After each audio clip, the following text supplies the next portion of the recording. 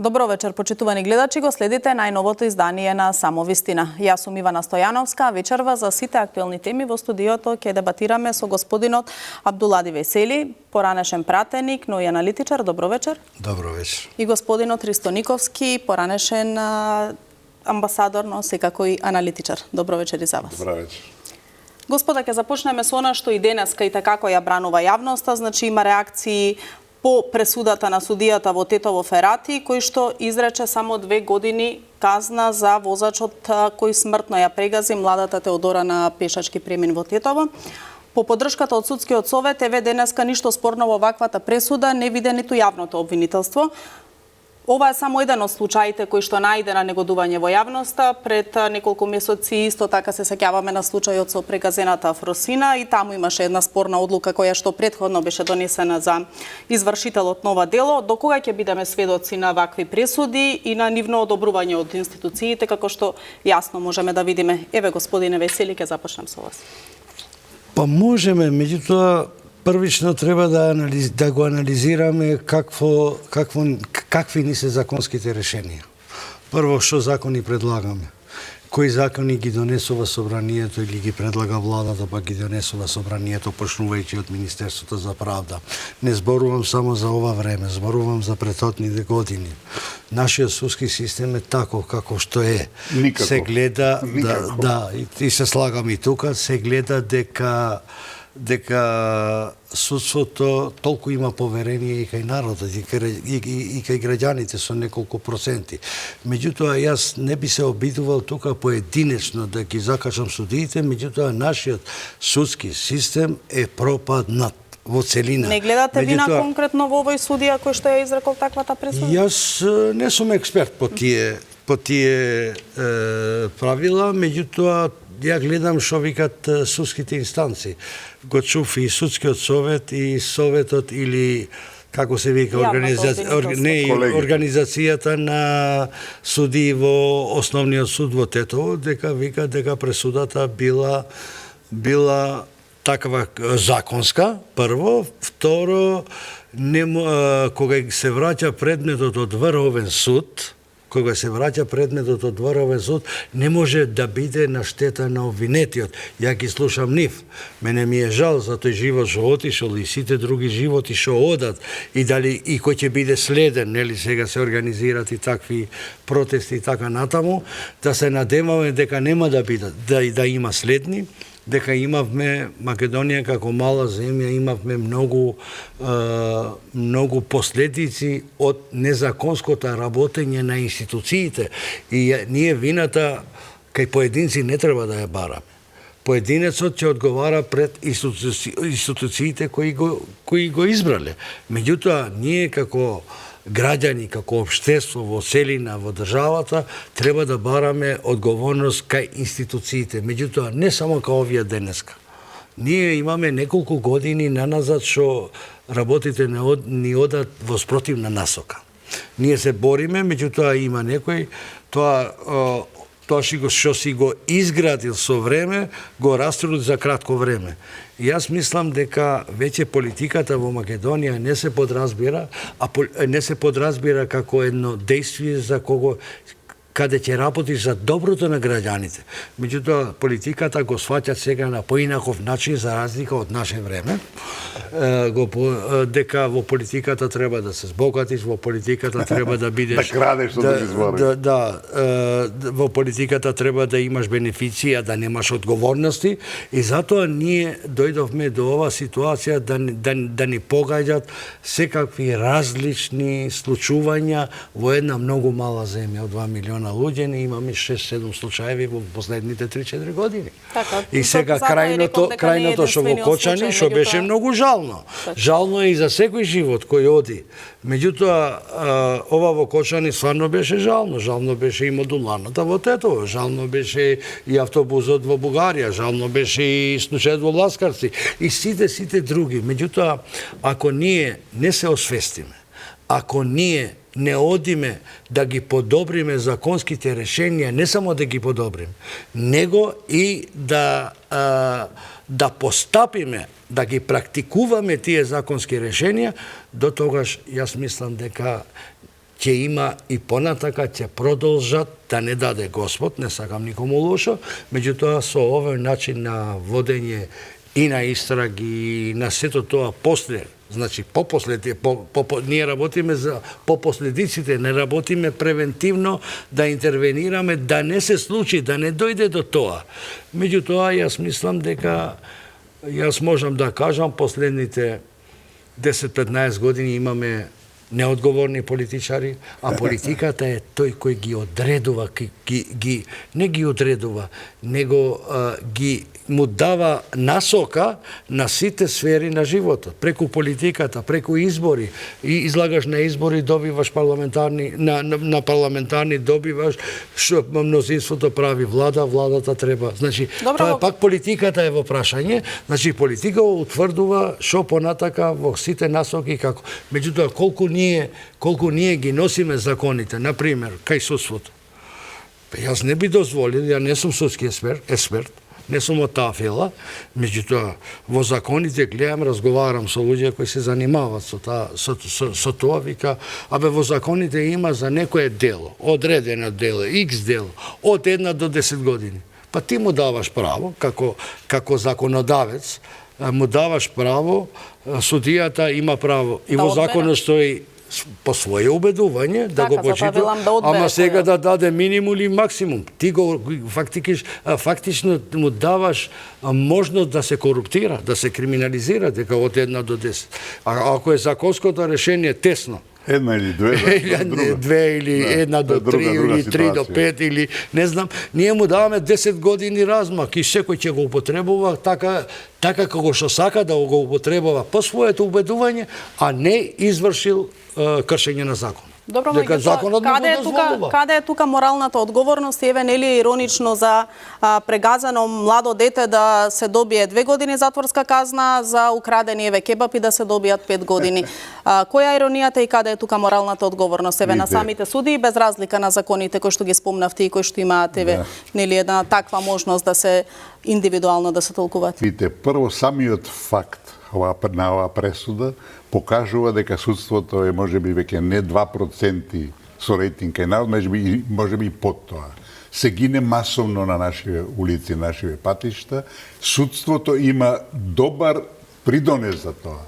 Затоа што сведоци сме, последно време што се случува, нели така, да осудиш ти некој што убил на пешачки премин, на црвено светло за 2 години, па тоа е ослободителна пресуда. Тоа го наградиле, тој добил Нобелова награда, разбирате. И после ќе гинат народ, па ќе гинат.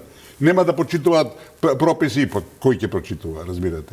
Така да, мислам, тоа е еден магепсан круп низ кој врвиме. И ова што вели Вејсели дека од 1 до 10, и не само тоа, него до 10 години, не само во законите пишува дека судиите не може да одговараат за своите пресуди. Како не може да одговараат? Добро, меѓутоа па велам морална одговорност. Не се појавува ли она човечкото во самите обвинења? Затоа што судијата со својата пресуда, кај нас корупцијата доминира. И во овој случај, најверојатно, ако нема веќе корупција, има сигурно некое влијание.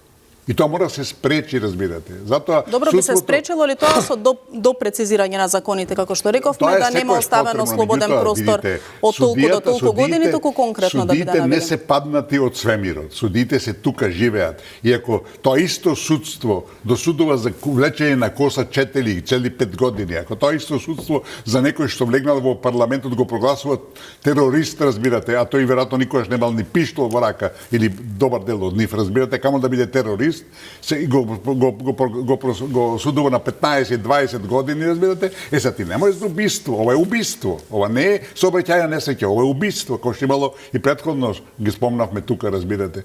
Значи, тие се случаи кои судијата, бидејќи е тука, живее тука, и мора да таа слика за своето самиот себе и за целото судство што ја гради, мора да биде конзистентна. И во неа не можеш да имаш ти 4,5 години за коса, а 2 години за убиство. Ова е убиство, чисто убиство, и то со премисла, бидејќи помина на црвено светло, разбирате. Така да, ова се ситуации кои покажуваат дека нашето судство не да е во катастрофална ситуација, дека не функционира тотално.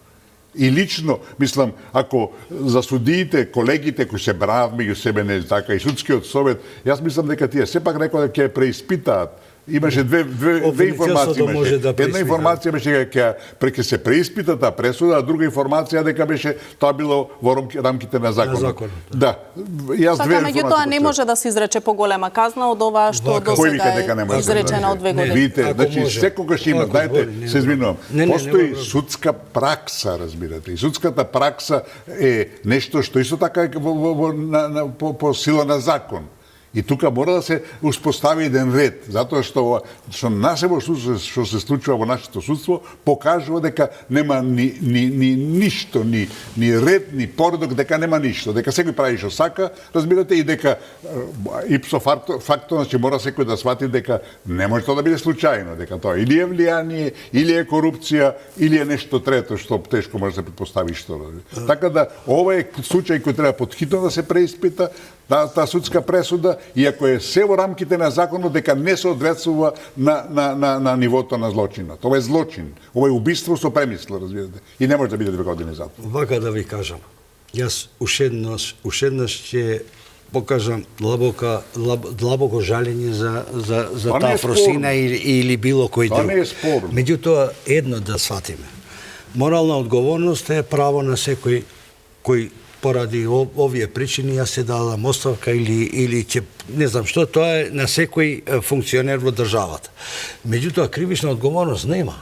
Поради тоа што тоа ти го покажа и судскиот совет, ти покажа и судиите, колегите од Тетовскиот суд.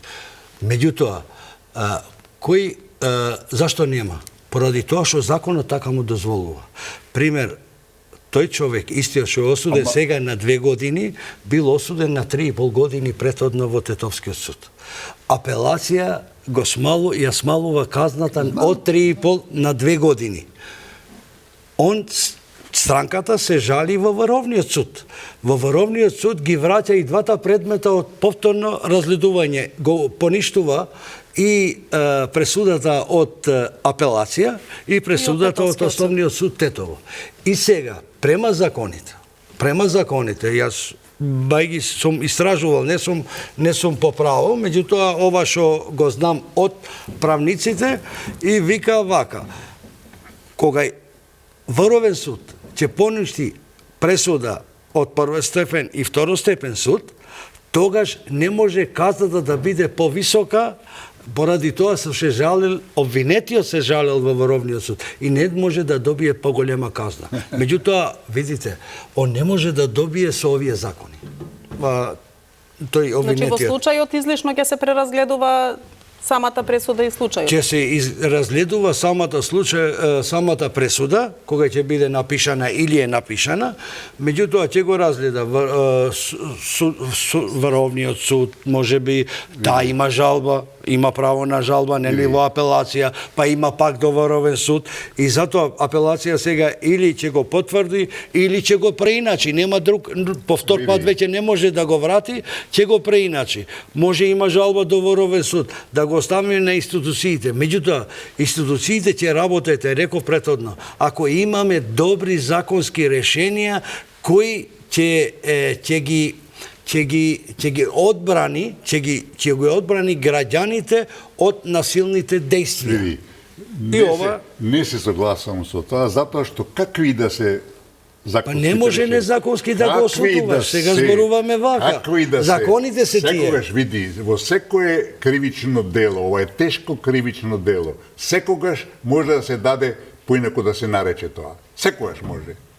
Дека некако нарече тоа убиство со премисла, а ова е убиство со премисла. Казната е 10 години. Кога беше осуден, вака да зборувам, кога беше осуден пред 2 години на 3,5 годишна казна, обвинетиот што го сторил кривичното дело, никој не реагираше. И пред 2 години немало ваква реакции. Меѓутоа сега се појавуваат реакции.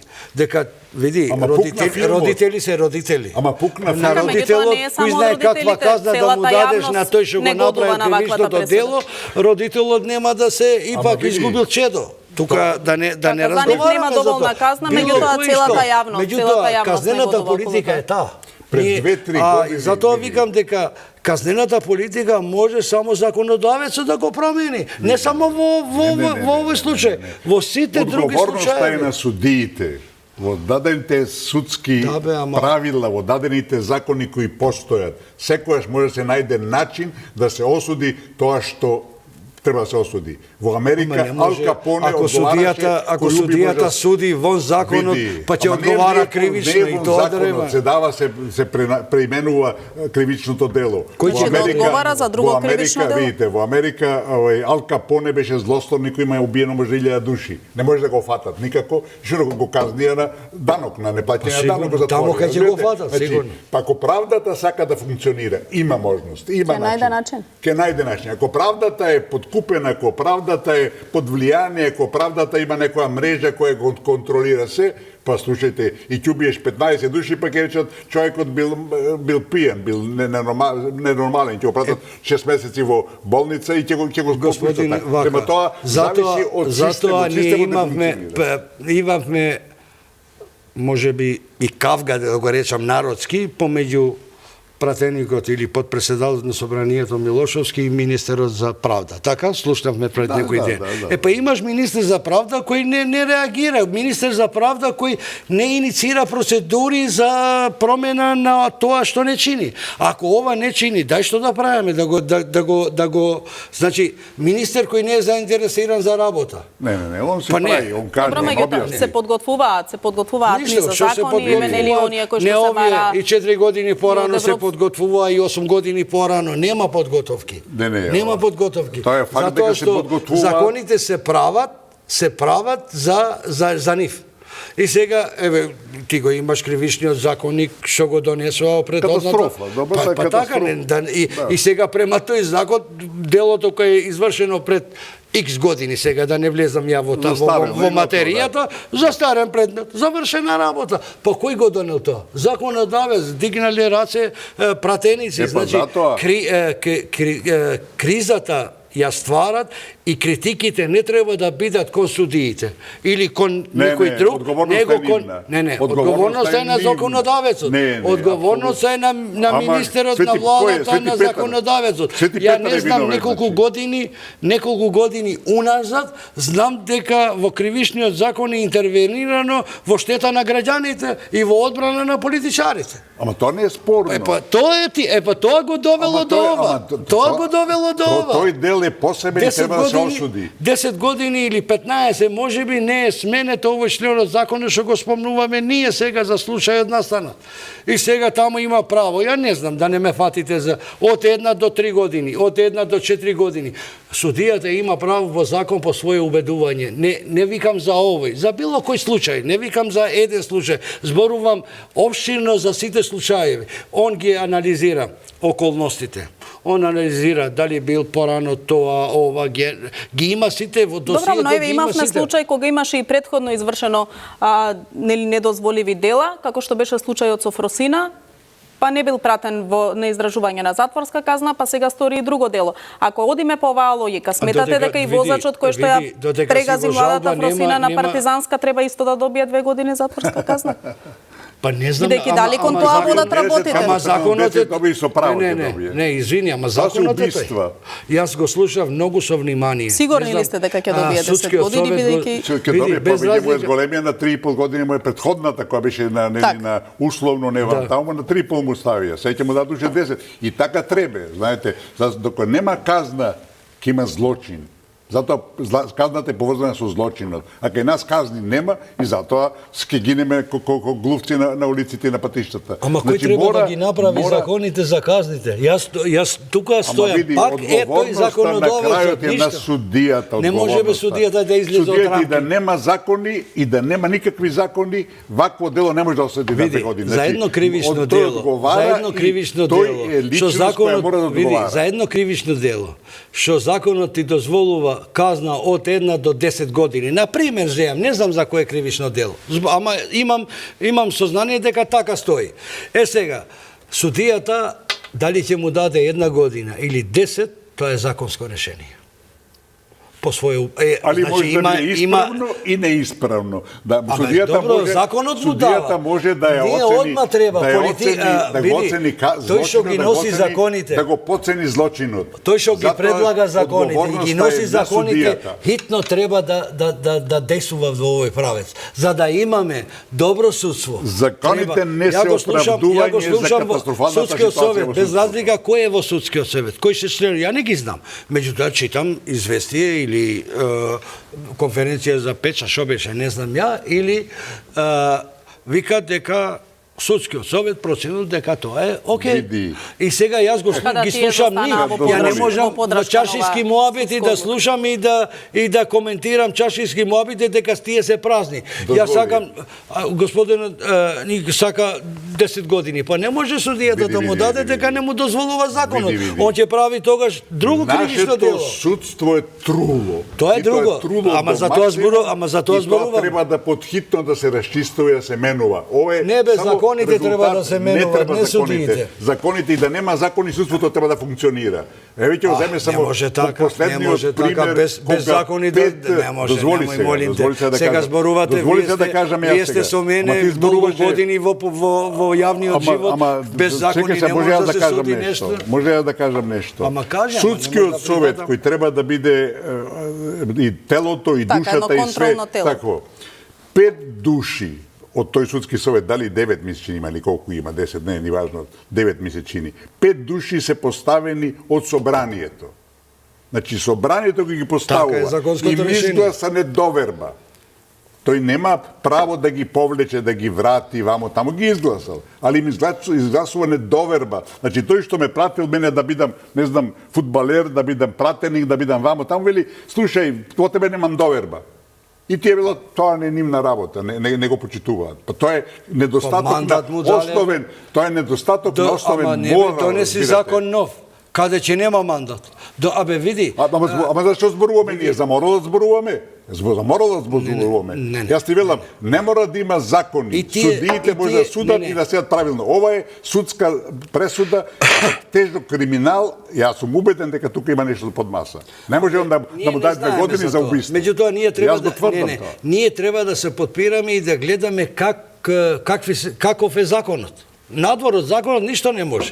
И овие суди што ги разреши, не ги разреши, дека нема право собранието да ги разреши членовите на судскиот совет, него му дава недоверба, му гласа недоверба. Ако има трунка совет, треба да дадат оставка. Кога веќе ми е изгласана таа недоверба од оние кои што претходно ги изгласале. Законот вика дека они може да продолжат со работа без разлика дали некој му дава. Ама ако имат морал, сега моралното е, ја реков у почеток, моралното е индивидуално. Секој сам излегува судите, рекоа дека овие членовите на судскиот совет дека нема да дадеме оставка, дека законот без разлика од законот, според вас треба да продолжат да работат како членови на судскиот совет или не треба по изгласаната недоверба? Јас мислам дека секогаш сум првенствено за тоа за да ги почитуваме законите. Ако во законот пишува дека по гласањето на недоверба треба да не бидат веќе членови на судскиот совет, ама законот не пишува. Јас сум за тоа да се почитуваат законите. Меѓутоа, ние немаме закони како што треба. Дека кога го изгласал законодавецот тогаш законот за избор на членови на судскиот совет од страна на претседателот на државата и од страна на собранието, кои се гласат сите 5 мина во собранието, тогаш требало да предвиди член дека собранието може и да ги разреши. Ако добива недоверба. Денеска, абе они види, они имат мандат уште малку. Сега тука е таа политичка криза.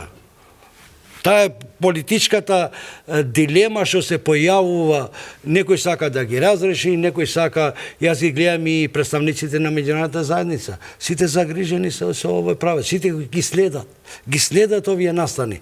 Види, ние не можеме како влада и како собрание да навлеземе во собранието, може да донесе закони, ама ти да му наредуваш некого да дадеш оставка, тоа не можеш. Не му наредува? Не, тоа е трета власт. Веќе тоа е посебна власт, судска власт. И они сега не дават. Можеби ја не сум задоволен со нивната работа, ама они не дават поради тоа. Совест и одговорност. Совест и одговорност Да, не може да се пропише со совест и еден закон. морална одговорност. Меѓутоа, Совест тие и вика, ние не одговорност чувствуваме не морално може да се одговорност. пробие никаде. Нема што да правиш. Се почитува и не се почитува. Да, мислам, Добра, ајде само за уште еден случај кога сме веќе кај судскиот совет, па ќе преминеме на друга тема. На затворена седница минатата недела членовите на судскиот совет одредија само дисциплинска постапка за судијата кој што практично го пушти поранешниот припадник на УЧК Блерим Рамадани да избега од земјата преку тоа што му одреди домашен притвор. Од ефективен реши да го пушти во домашен притвор. Како вие гледате на ова и до која ќе гледаме вакви скандалозни и контроверзни одлуки на највисокото судско Од тело? почеток ќе ти кажам дека тоа беше погрешен притвор. Тој не граѓани на Република. Прво нема домашен притвор, нема дома во Македонија. Да, тој беше кај своји роднини. Не. Само по себе безмислица. Ве молам. Прво, ние имаме добро соседски односи со Косово. Тој е жител на Република Косово. Тој е притворен по налог на Србија. Нели, имаше конфликт, војна имаше во Косово помеѓу српската држава и бунтовниците на УЧК во Косово. И сега, такви случаи поминале до сега не знам колку. Ни еднаш не реагирал полициските служби во границата да ги притворат дека тие не ги оштетиле граѓаните или институциите на Република Македонија, него тие по налог на некоја трета држава да се притварат во Македонија и Македонија да биде логор за притворање на луѓе кои не се жители на нашата држава. Блерим Рамадани е пуштен во домашен притвор поради тоа дека не изврши во Македонија ни едно дело. Еве сега веќе слушаме дека во владата се разбрале дека веќе такви случаи нема да има. Ние не можеме да работиме по налог на трета земја. Не можеме да работиме. Ако Србија има нешто со тие граѓани од Косово, може кој ќе влезе во Република Србија, во граници да ги помене, меѓутоа во Македонија, он е слободен граѓанин. Јас го слушам и господинот Мисковски пред ние секој може да доаѓа поради тоа што сакаме да име добри односи, сакаме косовари да доаѓаат во Македонија. Секој е нивно доаѓање, они трошат пари и расте буџетот на секое семејство, на секој деловен простор, па и буџетот на државата меѓутоа ние немаме обврска да ги притвориме. Тоа беше единствен случај во Македонија кај се притвори еден кој не и наштетил на Република Македонија. Нема никакви. Добро, прашањето ми беше околу одлуката на судскиот совет да се казни само парично со 30% од 6 месеци од неговата плата и дека и понатаму ќе остане судија и ќе суди. Меѓутоа, бидејќи вие ја правдате и пресудата која што тој ја донел претходно, односно изрекувањето на домашен притвор на место ефективен, не сметате некое кривично дело во Македонија. Сега зборуваме вака. Тие сторат кривични дела со 10 годишни затворски казни, па се во куќен притвор а за еден човек невин во Македонија, невин. Тој е невин човек за Македонија. Добро, ајде да го тргнеме на страна господинот Блерим Рамадани. Истиот судија Пајазит Пајазит има и неколку други спорни судски одлуки, како што е за упадот во контролната кула на МНАФ и како што се пресудите за поранешниот член на Советот на јавни обвинители Наќа Чулев и за председателот на Врховен Наќа Чулев и поранешниот член на Советот на јавни обвинители Мемеди. Сметате дека и тие одлуки биле во исправен правец? Не, јас не викам дека се во исправен тие одлуки, меѓутоа судот одлучил така. Јас мислам дека судските одлуки не се коментират. Што да коментираме кога е он донел одлука? Јас веќе немам тука што. Затоа ја од почеток се враќам. Ако не најдеме соодветно законско решение, овие работи ќе ни се повторуваат и во членовите на судскиот совет, и во членовите на Советот на јавни обвинители, и во Врховен суд, и во сите судови секаде. Меѓутоа треба соодветно законско решение да ги спречи законот овие работи. Дека ние знаеме тоа, веќе тоа е, ние може да зборуваме, реков, чашиски муабит може да зборуваме. Меѓутоа, секој вика дека во нашата држава, во Република Македонија, вика дека судските одлуки не се коментираат. Завршена работа. Што да коментирам јас? Може јас сум задоволен и незадоволен. Тоа правило веќе никаде не. Луѓето се тука поделени, некои задоволни, некои незадоволни.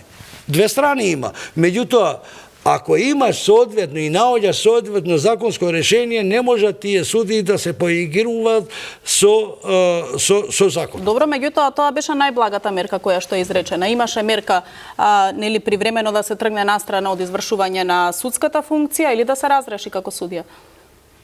Сметате ли вие дека оваа казна, односно оваа одлука за 30% нели намалување на платата од 6 месеци е доволно за ваквите одлуки кои што ги има донесено или како го коментирате? Тоа е своевидна награда, разбирате.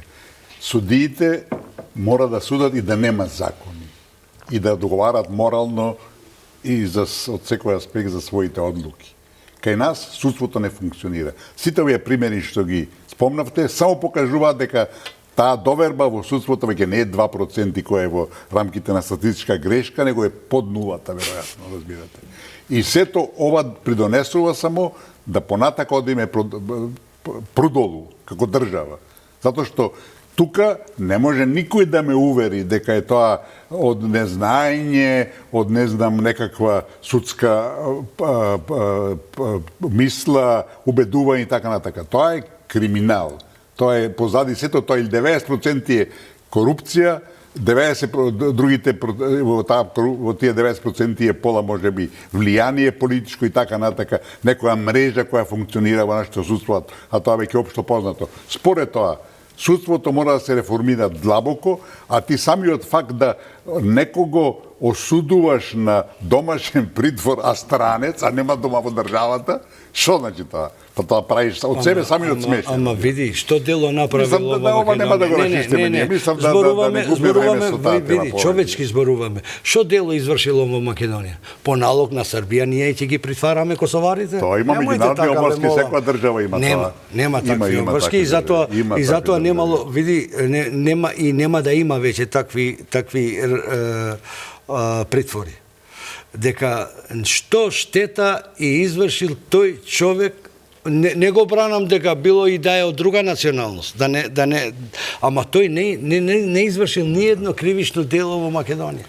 Судијата погрешил што му дал домашен притвор во земја кај што нема дома. Така, доколку било ефективно, го гарантирал некој можеби, ја не ги знам. Но тоа е надвор од умот. И се друго паѓа во вода, дали бил виновен, дали не бил виновен, за колку бил виновен, што направил. Судијата не може да осуди некого на домашен притвор во Македонија, а тој да е странец. Не може.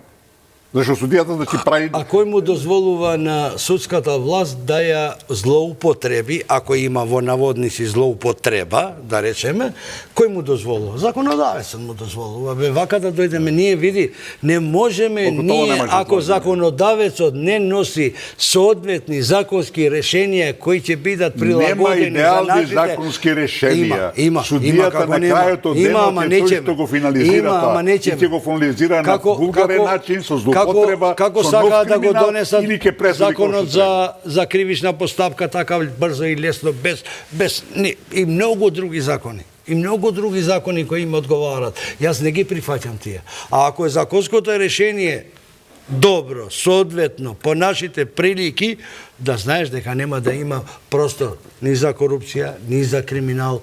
Јас сум против корупцијата и криминалот. Кој не е? Кој не сака да има добро судство? Судство каде јас ќе верувам како граѓанин. Не зборувам само за себе, зборувам за целото општество, за сите граѓани на Република Македонија, дека сите сакаме добро судство. Меѓутоа, тоа добро судство без добри законски решенија не може да биде. И без одговорни суди, морални суди нема да функционира никогаш. Не, па во законот ќе пишуваш и одговорност. Во законот ќе пишуваш. Има таму морал. Види, во законот ќе пишуваш. Меѓутоа, ние како политика ги правиме законите така како што ни одговара нас. кој независно кој е во власта, дека овие закони не се прават за 3 месеци, 5 месеци, 9 со години. Имаме законски решенија судски за кривична, за цивилна, не знам зашто. Со години стојат не изменети, а судската пракса покажува дека треба да се изменат. Така, добро, ќе видиме како ќе тече она реформа на правосудството, она ресетирање кое што е најавено, да се надеваме дека ќе донесе и подобри закони и нели поодговорни суди, како што си предвидува нели законот и дека нема да имаме такви случаи во иднина. Ајде да видиме само околу продолжениот притвор на сите осомничени за пожарот во дискотеката во Кочани. Каков исход очекувате вие од оваа истрага? Ќе го оправдали можеби судството довербата во овој случај? Каков исход очекувате? Јас сум во добра мера оптимист дека ќе го истераат до крај, бидејќи сватија, власта особено свати, а мислам и дека обвинителството, а предпоставам и судскиот систем, тој ќе дојде на крајот, нели така, ќе влезе во играта, дека сватија дека веќе не може вака. Ова држава сепак има некој достоинство, ако сакате, државата има свое достоинство. Или ќе ги терат работите, или сите да кажеме дека држава немаме, државата не функционира и да си бараме секој чареш, се вели. Значи, јас мислам дека ова беше една тешка лекција за сите и дека се тргна со една широка акција на расчистување. Има многу за овај притворени. Мислам дека и веројатно меѓу нив ќе има и некои што нели така покрај сувото и суровото често пати покрај суровото и субота некоја страда, дека има и такви во случајот, али верувам дека ќе го истераат случајот до крај и дека нема да го остават. Дали ќе биде тоа повод да се вратиме и на ласкарци и на автобусот во Албанија и така натака во Бугарија и така натака, разбирате, што изгореа 15 души во Тетово болницата и што кабелот е виновен, па мислам, тоа треба да си добро да се надеваме на подобар исход во овој случај. Дека велам дека тоа ќе биде повод да се прошири тоа и да се расчистуваат работите, што ако не се расчистуваат работите, тие се трупаат, повлекуваат едно чудо негативни последици и после ќе биде менова. Има ли според вас селективност во досегашната истрага за пожарот во Кочани, како што обвинува опозицијата? Видите, тешко ми е да кажам дали има тука нека селективност, бидејќи фактот дека тие надлежните што се моментално не се нели така притворени, не се повикани на одговорност. Знаете, се ова е резултат на претходни решенија, на претходни лиценци, на претходни дозволи, на претходни одобрувања и така натака. Така да, ако јас денеска сум, например, обвинител, а имаме случаи кои, нели така, кои се тераат со години и така натака, јас не можам да интервенирам тамо, бидејќи тие случаи се тераат, разбирате. И тука нема предизвик некој конкретен да јас бидам денеска одговорен. А затоа тие што претходно и пред 10 години што давале лиценци, што давале согласност, што давале одобрување, што тамо вршеле инспекции и давале зелено светло и така натака, тие се одговорните.